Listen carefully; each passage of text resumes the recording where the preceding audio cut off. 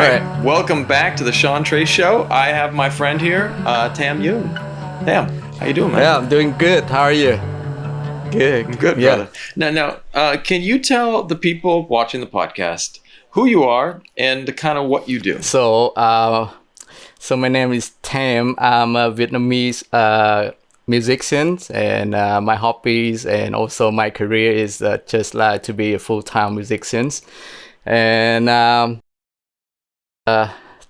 taking part in the music conservatory of music in Vietnam, and then I left the school, and then I took part in the audio field, and and the performings and all kinds relate to the art, All of music. that. Yes, Yeah, because you're not just like you do a lot of stuff, and like that's one of the things that I remember about you. You work a lot with my wife, and you would play bass with her, and then you've arranged music. You can play you play multiple instruments, right? How many different instruments do you play? I think it's 4 or 5 of them, but it's not good enough, but it enough for the customer, enough for the production. We have. I practice to be enough for my work and produce for my customer, and that's a good question. Where are you working right now? What's your job right now? I'm working at the Canadian company. It's all the work we do. It's just like mixing and mastering, composing music, and recording voice over for radio, podcasts, and entertainment and advertising, and video and film, all kind of stuff. But we only do audio. It's all audio. It's all audio. Now that's pretty cool. And where are you based out of? You used to be in Vietnam, but where are you now? I'm in Nova Scotia in Canada. It's actually very cold. It's not.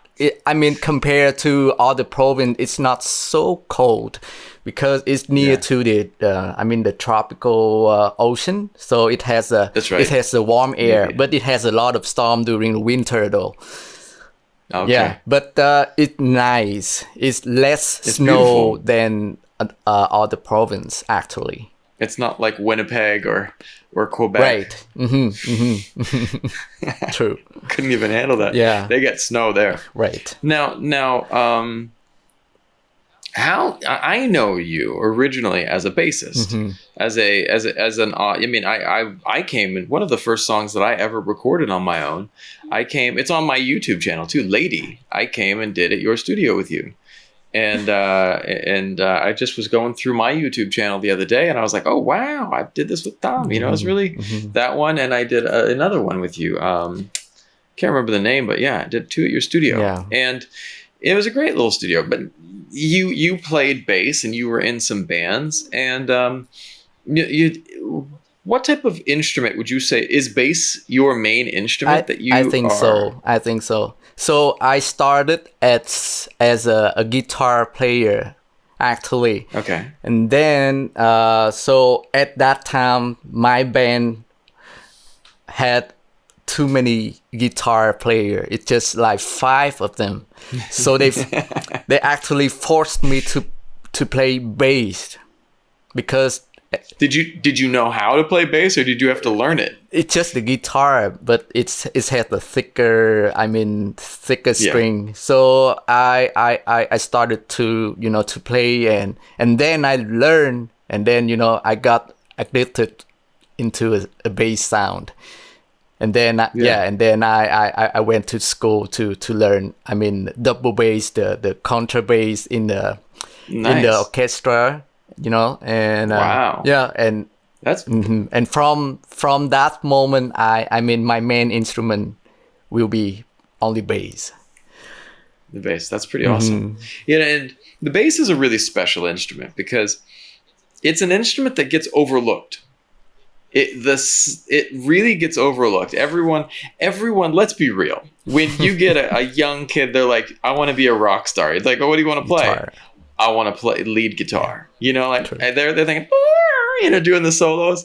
But the bass, honestly, the bass and the drums are like, if I had to say, like the electric guitar is the muscle, you know, the bass is and the drums are the spine.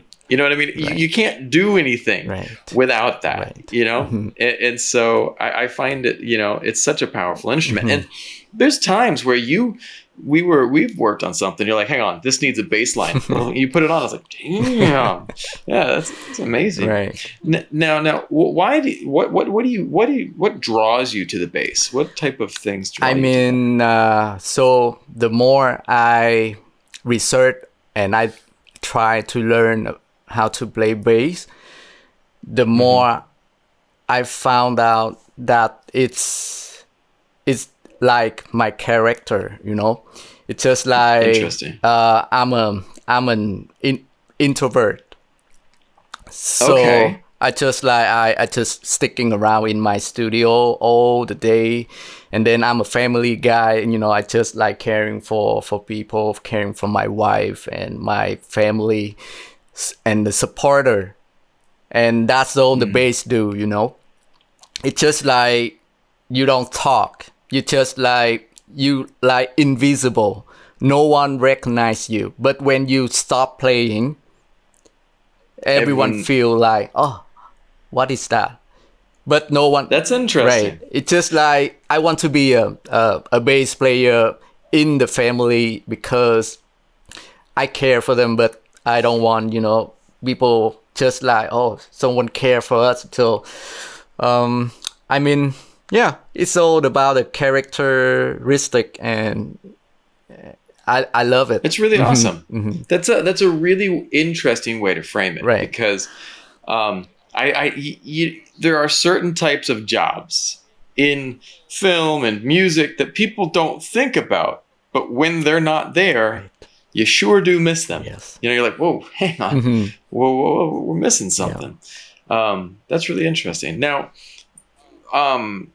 you're more than just a musician now, though. You're doing, you know, what are some of the jobs that you wear? You know, sound engineer, producer. You got a lot of different things that you do. Mixer. You know, what are some of those jobs that you have at your work?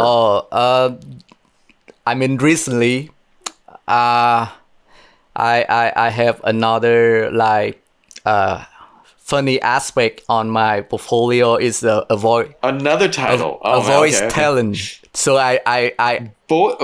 I'm reading script for Vietnamese ads. As you can see right now, you can recognize my voice in a lot of Grab food advertisement. Interesting. So you are now the voice of Grab food. Yeah, it's just ladies like, and gentlemen. It's not like that. It's like let me see. Xin chào mọi người. It's very. You try to sell the product, right? Okay, So, let's hear it. Let's hear it. Let me see. I have some script right here, but this is awesome. oh yeah, I have it in my phone. Just a moment. V was looking at these TikTok videos, and on these TikTok videos, they have people, and you're supposed to read this script like it's an advertisement. Right. Because let's be real, normal talking, it's like, hi, how are you doing? It's good to see you. But when an advertisement, it's very different. It's totally different, and the new, car that can carry all your family up a mountain. Yeah, you know, kind of like that. Yeah. So let's hear it. Let's hear this. Here. Và shop tình yêu săn ngay voucher, mua một hưởng 4 ăn đã cái miệng.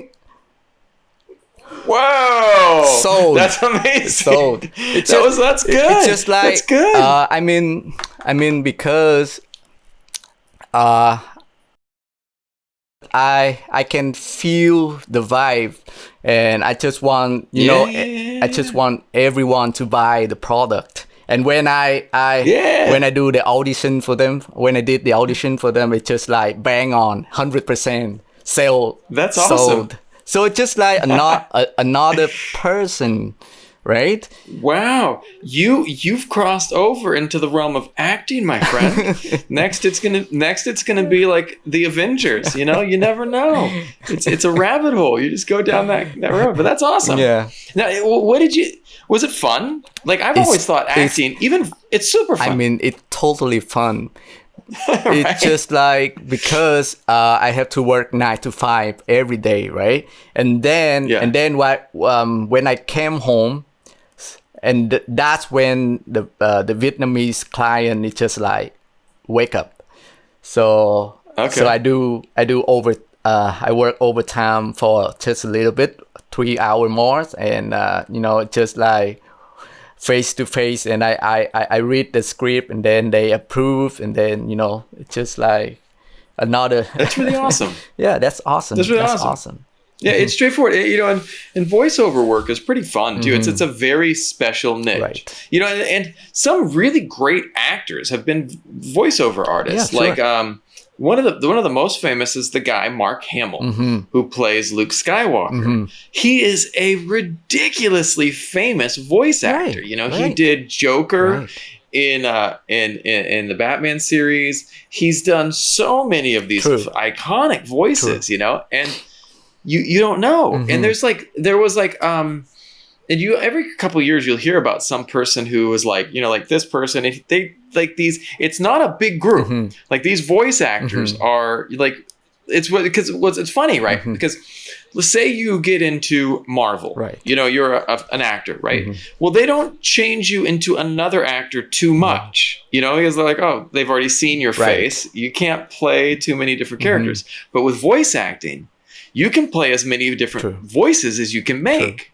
So one actor can play 8 different characters on a TV series. I think The Simpsons was famous for that. They had a couple. Yeah. So are you guys doing a lot of voiceover work for post-production for films and such there? Yes, we do. It's just like some of the production, it's just like 100% dubbing.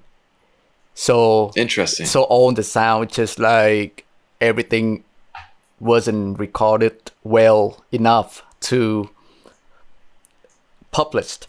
So we had to do it all again in post production and fixed it. All ADR. All ADR. All after. Oh, and some of them is good. No, some of them is bad. Is that hard, or is that it's pretty straightforward? I mean, for the industry, I cannot tell. For me, sometimes it's very hard, but sometimes it's very easy. But the thing is, luckily, we as an audio engineer, we have an ear.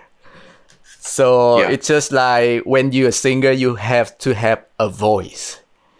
So as the audio engineer, we have to have the ear like intense and accurate. And I didn't understand that until...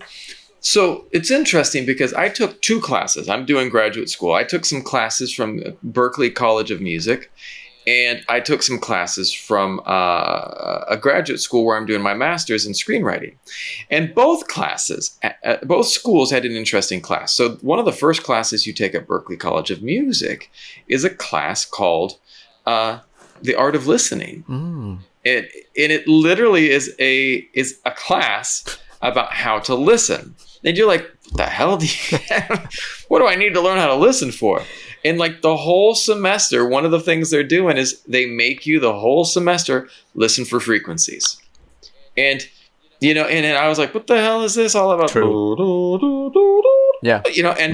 But now, like, when you have to learn how to do that because that's one of the most important things for music is so that you can learn how to EQ. Sure. And it's important for compression. Yes. But like, I'm having to EQ these podcasts constantly because everyone's mic is completely different. True. And, some people are recording from a little, like a headset, like a phone headset. Some people are working from a microphone. And there's different qualities of microphone. Gotta EQ it. And that class taught me how to approach listening. Yes. and then there are things like, and so people don't understand, like with an audio engineer, mixologist, a person who's doing this, you guys have so much to think about. And so some of the things, like, you start at the top, just the super basics. EQ, you got to listen for the range. You got to think about compression. You have to think about panning, where those things sit. And that was so interesting in that class, because we got to listen to a lot of sound. And different songs. Hip hop pans differently than jazz, which pans hit differently than pop.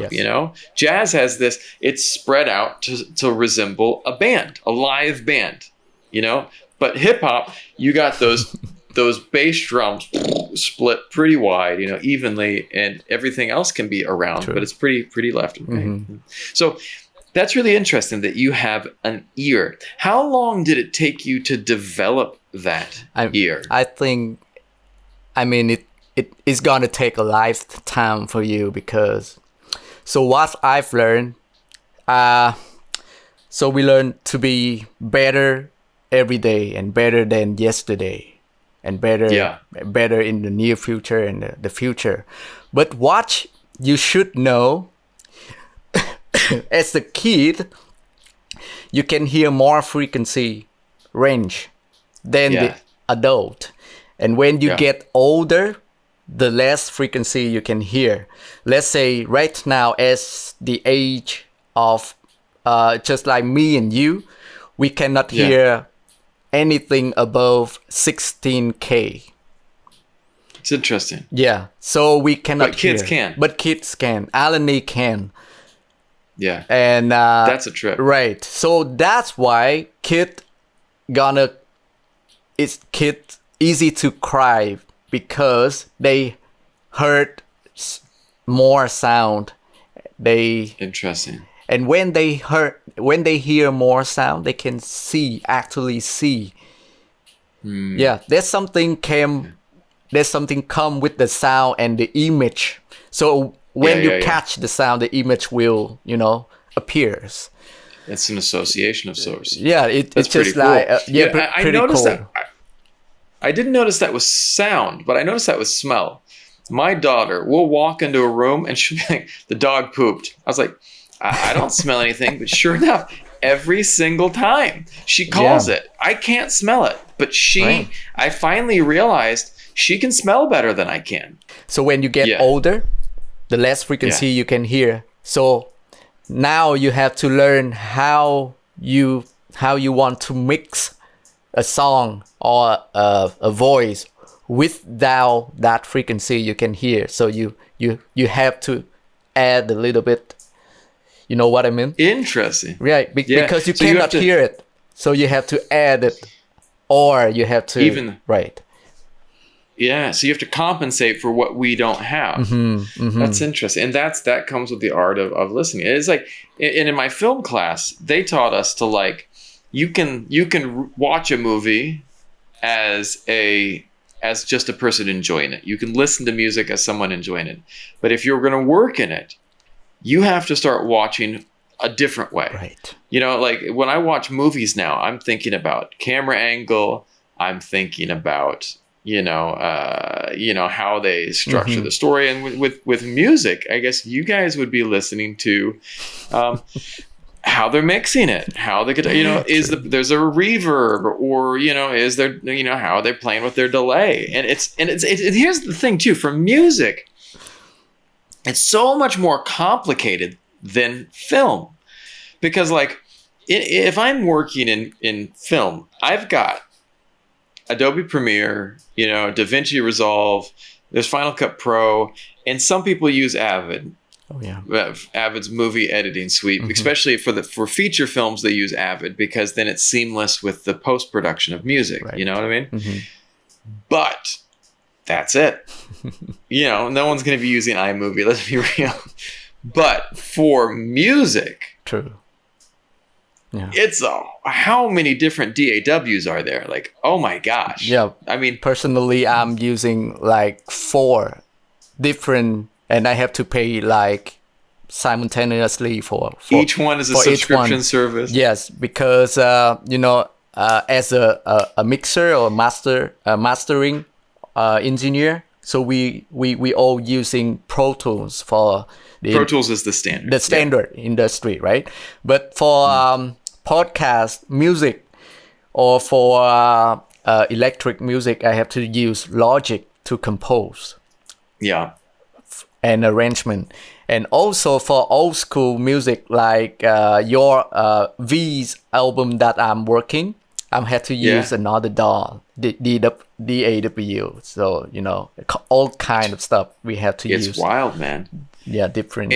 You have to be a checker. And that's not even talking about all the plugins that you guys have to buy. No. Which is like, stop me right there. And that's one of the things that it's like, anyone can get into music and create music now. True. But it's this big hole once you start going down that path. Right. But all the stuff that you can learn. And that's one of the things I thought was really interesting. And it's also interesting because when you study Pro Tools or things like that, the apps still resemble. One of the things that I thought was pretty cool when I was studying Pro Tools at Berkeley was the app still resembled when people recorded on tape. It still has some of the styling. And that was one of the things that Pro Tools modeled their app off of what the people who were recording tape would understand. True. And so it's pretty cool like that you think this is still looking like something like that. Now, what part of the so you've got a couple different. You've got your musician part here. You've got your mixing engineer here. You've got your voiceover talent here now. Your new hat, and you. What is it like as a and then of course you're also a producer. Now let's talk more about the mixing and mastering. What is that? What do you do with that job? What is mixing and mastering for people who don't know those words? So mixings and mastering kind of so I have to talk about the percentage about each step. So mixings actually like around 80 to 90% of the process. So mastering it just like take around 10% off the process. It's the last but not least, right? But the mixing is just like you have to work with the producer of the song. And so actually is adjusting the level of the instrument and the level of the vocal and where to put it and why you put it, and what the plug-in or what the hardware you should use at that moment. Let's say the slow song need to be wet and more reverb. Otherwise, it too dry for the listener to be satisfied. And meanwhile, for the fast music as a rock or another kind of music which is fast, you cannot use the long delay or the long verb because it's gonna waste all the song. I always notice that whenever you see people sing rock songs at like a karaoke bar, in those karaoke places, those karaoke machines, a lot of always reverb. have that reverb and delay just really high. And when someone sings a rock song, it sounds like it sounds like the Scorpions, you know what I mean, or some type of there were a few rock bands that had a ton of delay and reverb, but it's just not so common. Now that's really interesting, and as you work with this, and then mastering is pretty interesting because mastering, and you explained this to me. I hadn't understood mastering. Okay. Like mixing was getting each song to sound right. Okay. But mastering is making a group of songs. No.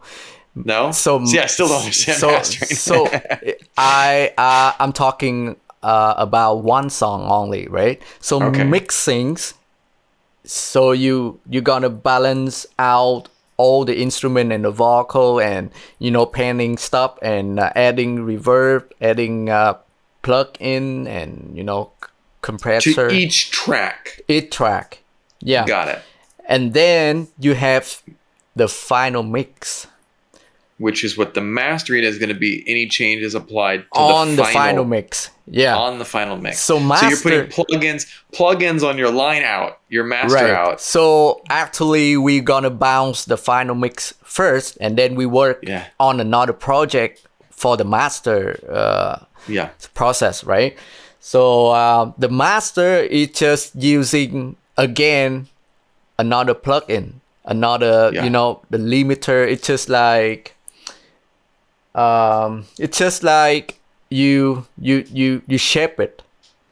Yeah. You shape it, and it's the finest step to shape all the song, and to reach the standard volume, loudness, quality for different platform.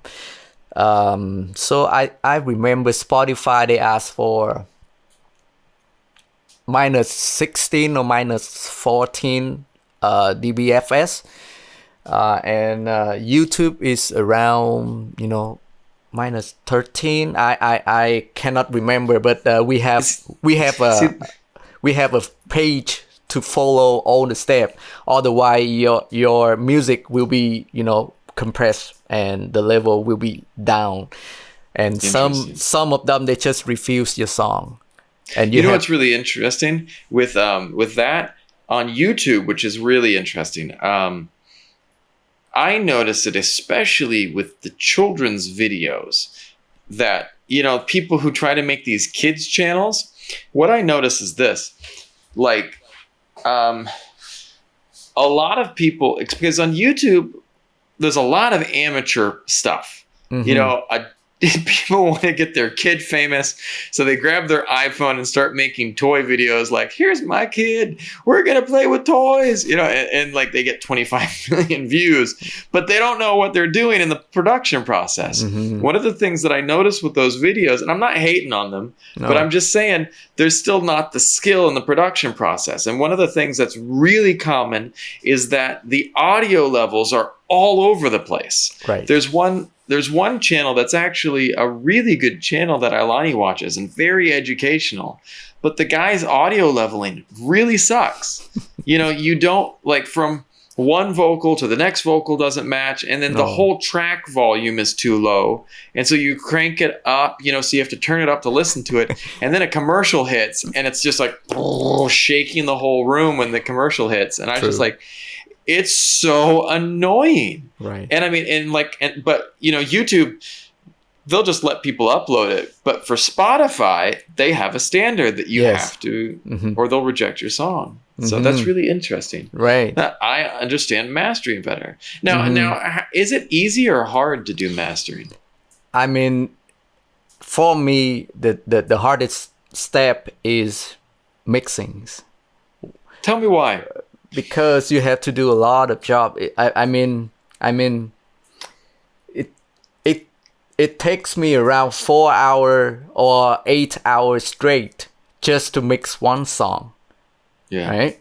But when you have 10 songs mixed together, you just apply one master for 10 songs, and everything will be fine.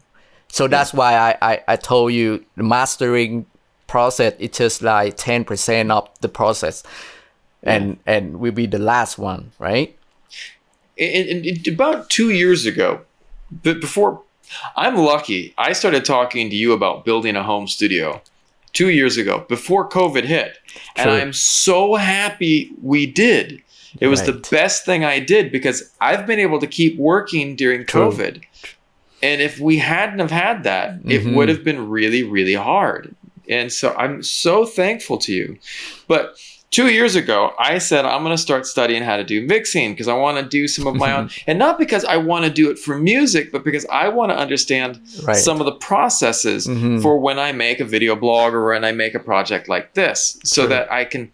If you don't understand it, you can't help your engineer, know the vision you want. You know what I mean? So if I'm like, I wanted, it's like, I've talked to clients before. They're like, I want it to sound better. What do you mean, man?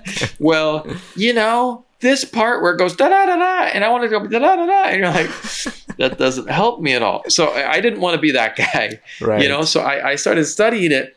And after studying for 2 years, I still have no idea what I'm doing. Right. I can say that for mixing a song, nowhere near that I could make something that sounds good. But I now can, like, for these podcasts, I can take the audio from unusable to completely usable, Right. throw it on. Normally I do a 4-step process. Step 1, I apply a multi-band EQ. Okay. True. Multi-band EQ.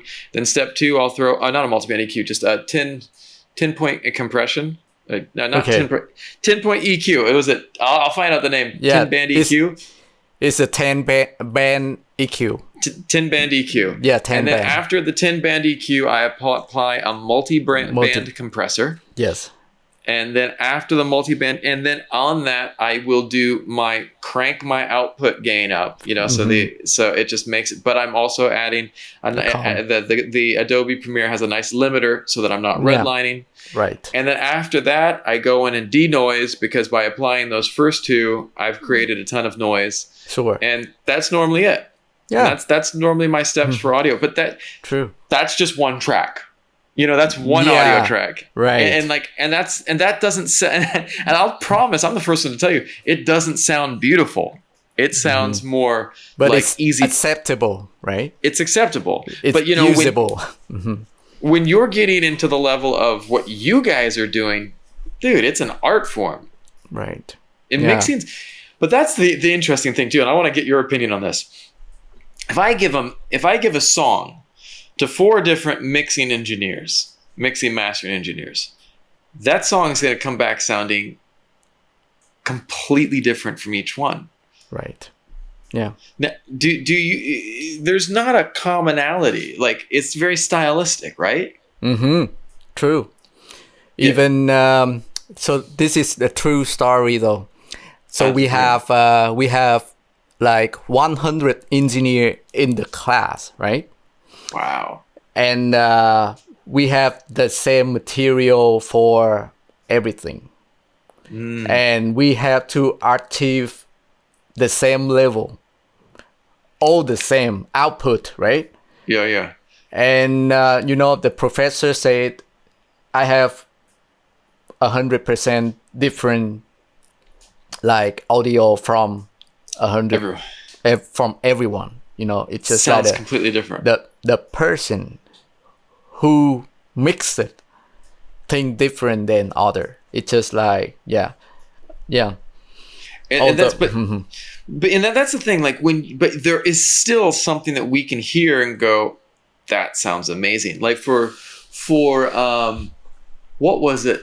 One of the songs that they made us listen to, and it was won awards for being one of the best mix album. I believe it was in Berklee College of Music, one of the first one, Babylon Sister by Steely Dan. And they're like, this song is like a perfect mix. And I was like, what do you mean it's a perfect mix? And it was weird because when I listened to it, one of the thoughts that I had was everything fits. It's not like there was room. You have all these different pieces all fit in, right. and that's something that how does a mix engineer make all of these pieces fit? Right. Yeah, that's the that's the hardest answer for me to like to tell, because so as the musician, luckily I'm a musician. In Canada, I see a lot of people who is not the musician, who is audio engineer only, but they can mix the sound better than ever. It's just like unbelievable. Really? Yeah. So I mixed it as a musician pers- pers- perspective. Yes, Yeah. and I want the bass like You want louder the bass to. because I'm a bass player, right? Yeah, right. Yeah. But as a vocalist, they didn't like that. So that's Yeah. the point. So when you are just the audio engineer, you mix the song as a listener. It's different. When I'm a bass player, I always pump the bass up, and that's my problem. Interesting. Right. And when Yeah. you are the guitar, like the lead guitar, you want, a lead guitar to be a hero. So that is the problem right there. Well, you nail it too, because like there's been times that V and I will sing a duet, and the person who's mixed it, will make it so that V is lead and I'm really just supporting her. And then there's a time for one of our songs that V was like, "Am I just your backing vocals?" And I was like, "No, it's not me." It's because it's not.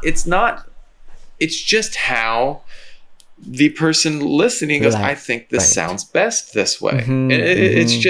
It's a personal approach, but often it's beautiful. And I think you go to people, you find people who match that sound that you like, Right. Yeah. and so that's really cool. Now, the other area that you're in as a producer, what does a producer really do? So it's another interesting like career for me. So producer, it actually. So in Canada, I've learned about producer, and I found out that producer is not likely the musician. No, they don't actually need to be the musicians, but they have a side and they have the relationship with likely everyone. Producer is a man like, okay, so you play a guitar and you record on Zoom. You send me a song. It's just like guitar and your voice, and you want that to be a rock song. Yeah. So the producer is gonna imagine. He gets the vision. Yeah. He got the vision, right? Imagine how that song's gonna be after the music production, and then the producer gonna call each musician Understand. and book the recording studio, right? And book the audio engineer and book the master engineer just for one song or for the whole album. It depends, right? So the producer put everything together. They're like a team builder. Yes. And then the producer's gonna work with the client, which is the singer or the band, right? So okay, is the product match your imagination? And then the producer's gonna work with the audio engineer and the mastering engineer to get 100% what the client wants, the artist want to. Yeah. Right? So that's the producer, and when producer while recording, process, they can the bass line right there is good, but I want it to be more attractive. And when you hire the most professional musicians, they can do whatever you want to. Yeah. Well, the thing too, like producers have a unique sound too. Like each producer will have a vibe because they're building out with certain instruments and certain people they like. Like the new Halsey album, I love. And because the reason I love it is because it was produced by Trent Reznor and Atticus Ross. And like the sound, it sounds like a mixture between the old Halsey albums and Nine Inch Nails because, that's Trent Reznor. Yeah. But what is your sound that you've developed? What is the sound that you like to create? I mean, um, my music is just like very straight, and it's just like a slap on your face. So every intro has to be good, but the song itself, it has to be interesting, and it's catchy, and also it has to be colorful. I mean, I don't want it. I don't know if it makes sense to you, but no. I love. I mean, I could hear your styling when you did the new version of Saigon Dep Lam for V. Mm-hmm. Like it was there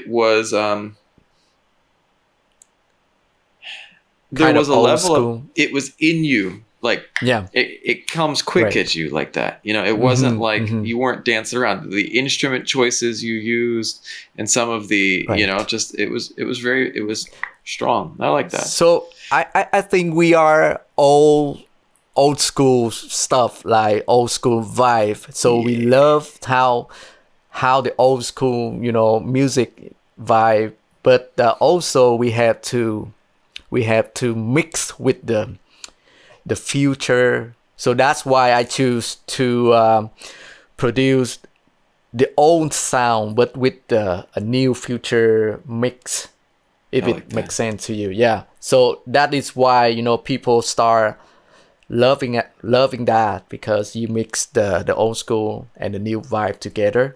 I like it. That's cool. That's very cool. Now. Let's think about this. Now, if someone wanted to go into this career, what would you recommend for them to do?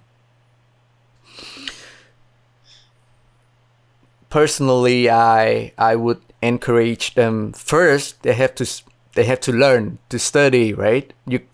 But the thing is, right now the internet is so big, wild, and you cannot choose from any source. It's just There's too many sources. It's almost too much. Too many things. And professional, yes, and amateur, yes, and also it's just like the guy who doesn't know anything but want to make money from teaching people how to do stuff. It's just like you have to choose wisely. You have to get the right sort. Otherwise, it's just simply go to school, right? Let's put it this way. I don't want to talk about news or politics or stuff like that, but like one of the problems with the internet is that the content, it's hard for people to see what's good and what's not. And so the best example that everyone could understand. So my daughter, if I hand her phone, I will put on a good YouTube video. It's educational. It's a good channel. And 2 seconds later, I turn around and she's watching the craziest thing on there. And she's like, look, Daddy, it's stuffed animals. And someone's using stuffed animals and making them, do stupid stuff. And I'm like, that's not okay. And she's like, they're fighting. I like it. It's funny. And it's like, but it's not okay. And so my point being, just because something's there doesn't mean that it's good. And it doesn't mean that it's teaching you the right way. And so, like my daughter, if I turn my back, could be learning the wrong thing. So it's like, it's interesting that you say that with music, because, sure, there might be more than one way to do something, but there's definitely a wrong way to do it. You know what I mean? Okay. You know what I mean? There might be many right ways, but there is for sure a wrong way. And I think a lot of people don't understand that, especially because we've entered into this time of amateur expert. Right. All these beginners who are like going online and going, I'm an expert. And let's be real. If someone wanted to learn filmmaking, I'm not the guy to learn it from. I can teach you about story. I can teach you about producing. I can teach you about how to get things done. I can talk about my experiences, but I'm not an expert filmmaker. I'm good at making what I do.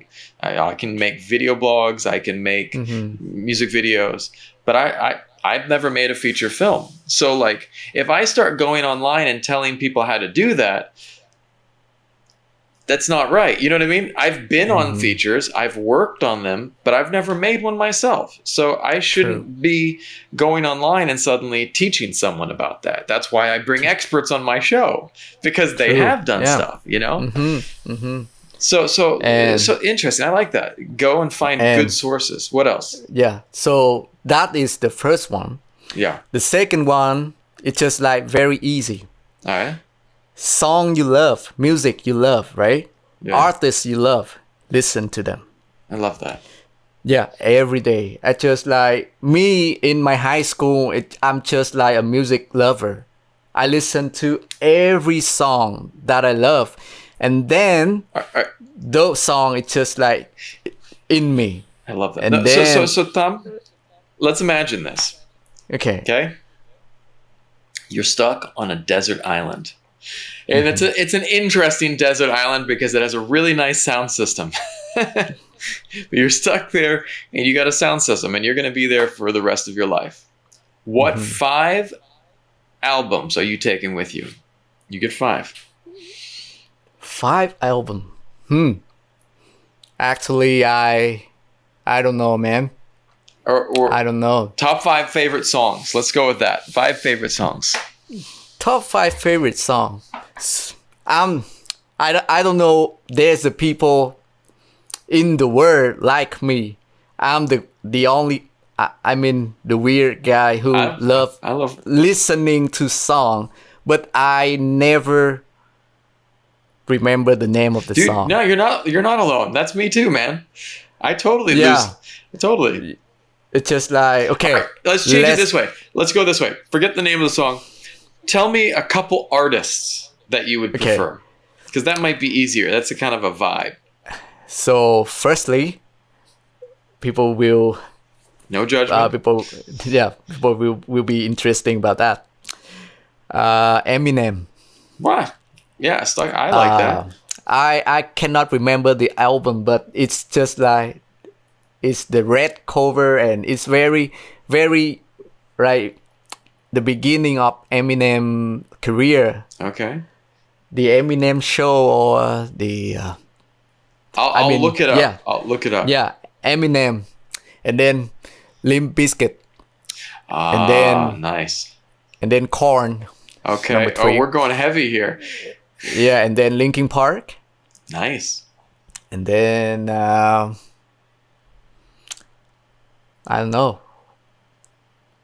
You know Jamiroquai?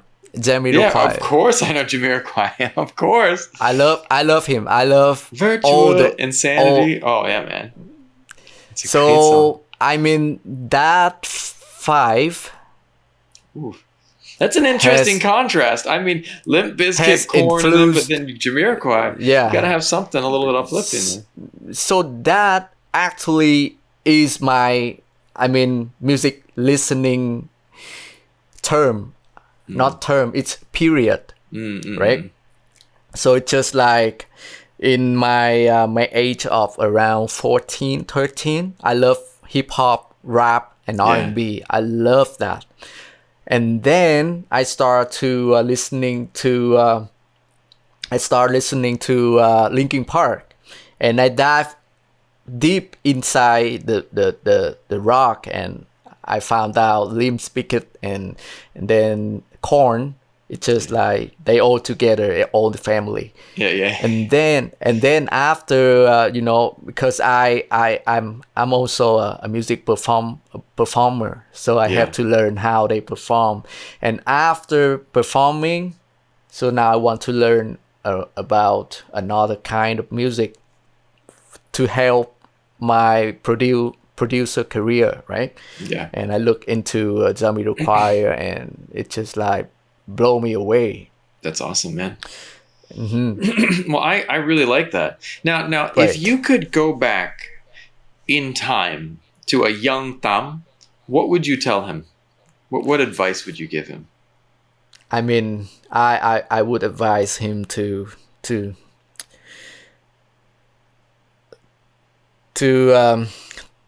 play guitar earlier. I like that. because I started to play guitar at the age of 14. Okay. And before that, I just like I play sport. I play ping pong, what Table oh tennis? table tennis, Yeah. yes. Ping pong or table And tennis. yeah, and yeah, I loved sport like before that, but I wish I learned how to play music earlier than that, because I have seen a lot of kids nowadays 4 years old, and you cannot believe what they can do. It's amazing. So it's just like the music grow inside of them, Yeah. and I just want to be them, in the past. Right? Because now I cannot learn anything more. I have to focus on my career. It's just like I have to read audio engineer book and learn something else and learn the new technology. Yeah. You have to keep up with your career. But also in me, the musician part, just like always, it just lead the fire is inside. Yeah. So that's why I love to work with musicians like you and V and other singer like Khoa, and I love music, man. Yeah. I love music, but also we have to keep our career stable and professional. balance, so man. It's a It's balance, a right? balance. But what I'm glad and so grateful about my recent life being just like I can earn money from what I like. That's it's just huge. like the point I was trying. I have been trying for like 20 years or so. If you work in the career you like, you never work the day, right? Yes. It's just like the best. If you The work in the best. career So- you love, you never work a day. I love No. that. Now let's imagine I have Aladdin's lamp, a genie lamp pops Yes. out. You get one wish. What would you wish for around your career? I mean, I wish all the musicians to be paid equally, I like that. because what I don't like, it's just like all the music platform is taking away too much money from the artists. Yeah. So and the copyrights, in Vietnam, it's just like a pain in the ass, because you Not cannot even, you yeah. cannot take anything from your hard work. Yeah. So I mean, because I'm also a musician and I'm a producer, so I made a lot of stuff, but just like for free. Yeah. But we still make it because we love music, and that is our main career. But if we get paid like, you know what I mean? Yeah, if we fair. get paid Just like fair. like It should be fair. it's fair. It should be fair. So that's my only wish. And people have the good music for them, and musicians can continue to work. I agree, for man. I wish that the system product. better supported musicians. Like it was more clear. Like because there's still this thing in the industry where you can get people who are really talented that don't get anywhere because the system just doesn't support them. Doesn't support their work. It doesn't support it, and especially here. Yeah, it's But really bad. I like that, man. I like it. That's positive. Yeah, that's People my get own. paid. Yeah, that's my only wish, because if you don't pay musicians and they keep producing their music, and one day they just like realize, oh my God, I have to take care of my family, and it burns them out, and that's like, with my wife, with V, she gets so stressed about just like balancing the music she has to make and the stuff she has to do versus the stuff she wants to do. And like this stuff that you have to do just gets so stressful that people don't have the passion for what they want to do, No. And so that's a problem, and so it's it's tough. I mean the the toughest thing is you have to do what you don't like, and then you earn money from there, and you take all the money and you put it into your passion for your passion. But and then you see nothing. Then you see nothing. But if you see nothing, so you want people to be paid well. I like that. And it's fair. It's just like equally. So who make music gonna be paid? That's it. That's if it plays, you get paid. That was something that one of the Berkeley professors talked about. He talked about with from music business. He's like, your policy should be, if it plays, you get paid. Yes. Some way, shape, or form. If it plays somewhere, you get paid. That's as simple as it is. Because for a long time, a lot of people didn't.